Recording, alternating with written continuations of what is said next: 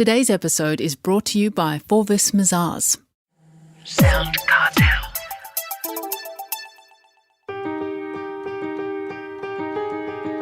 From SoundCartel, I'm Nicole Goodman, and this is Business Essentials Daily.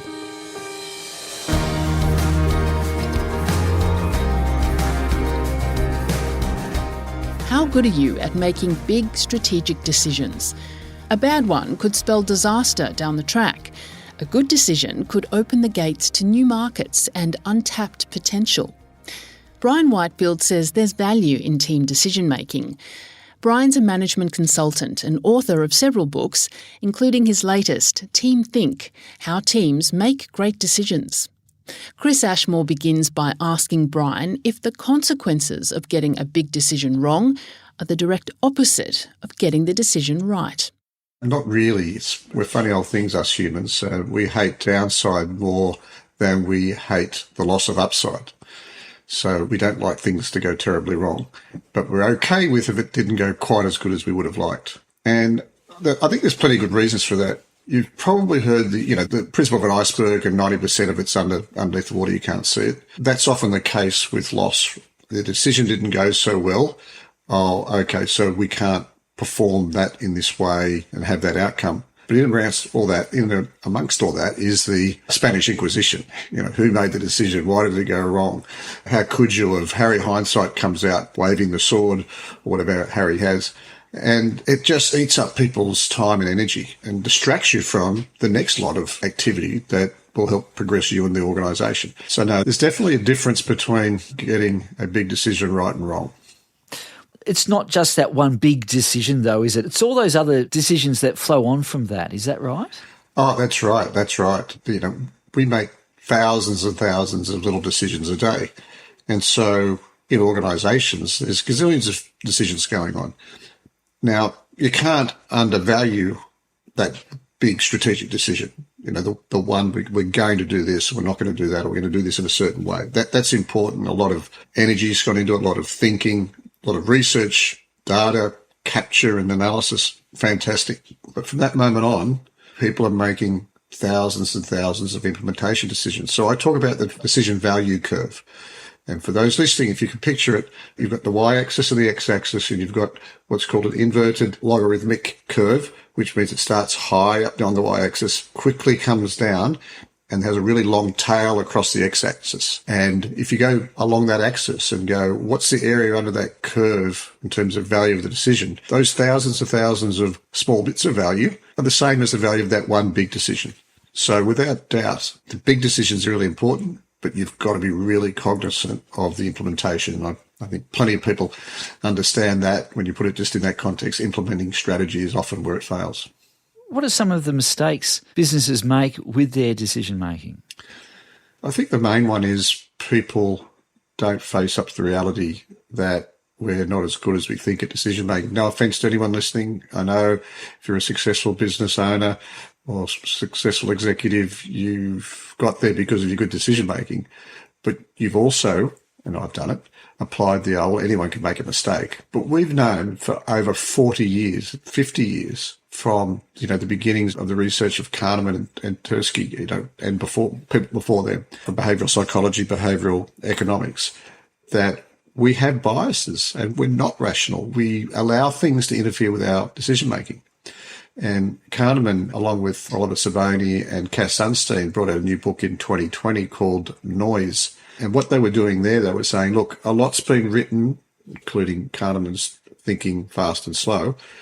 A lot's been written about bias and our, ability to anchor on the first thing anyone says, or confirmation bias, where we go out and seek evidence for what we believe. A lot of work's been done there. What they said, what this book was about, was the noise around decision-making, meaning the inconsistencies and inadequacy of decision-making. So the examples they used were, if you don't come up in front of a judge on a Monday morning if their football team lost, don't go for parole just before lunch because the parole board's hungry and grumpy.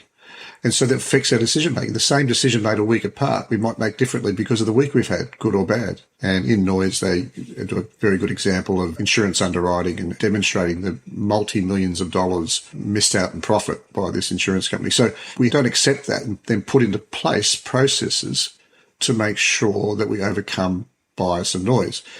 Anything from making sure we're not fatigued or rushed making some decisions, having the time to think about them if that's what's required. There's a whole range of things that we can do. What are they then, Bryan? What can a company do to make better decisions? There's two things that I really promote. The first is mapping decision processes in an organisation, and the second is decision support tools. Why the first one? The first one because people, in the absence of clearly delineated how decisions are made, what data inputs, what guidelines, what stakeholder consultation, all the rest. It's amazing to me how different people's views are. So I've worked with numbers of organisations where we've done this process mapping and, someone says, well, this is how we do it. And someone says, no, that's not how we do it. And then someone chimes in again. And it's all because we have our own mental models. And so doing a process map is agreeing the process, agreeing the mental model and drawing it up so we know how things are done. Now, once you've done that, you can identify blockages where decisions are being held up. You can identify where, actually, those decisions at that point are inconsistent. Yeah, we have a lot of variation across our team on those decisions.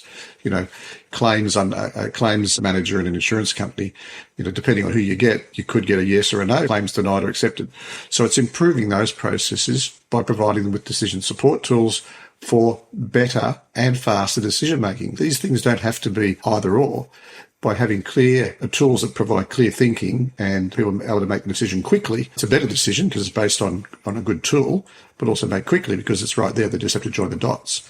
And decision support tools are things like risk scoring systems, decision trees, multi-criteria decision analysis where we're weighing off multiple criteria to make a decision.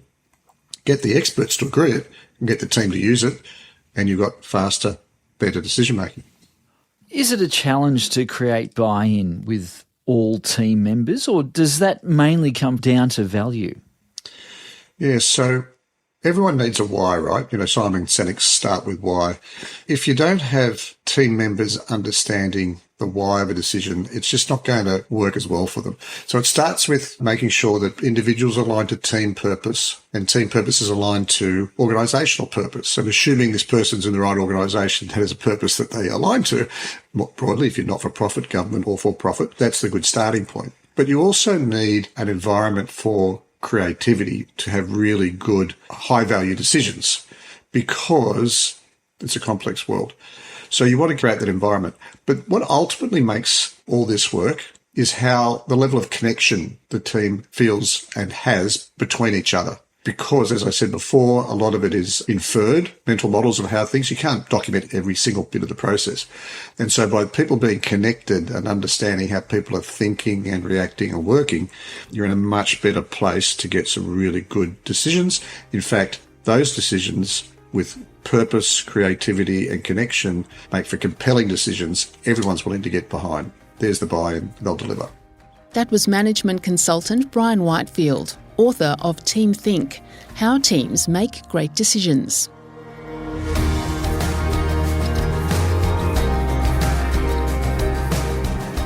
This episode of Business Essentials Daily is produced by the team at SoundCartel. Thanks for listening. I'm Nicole Goodman. We'll bring you more Be Daily tomorrow.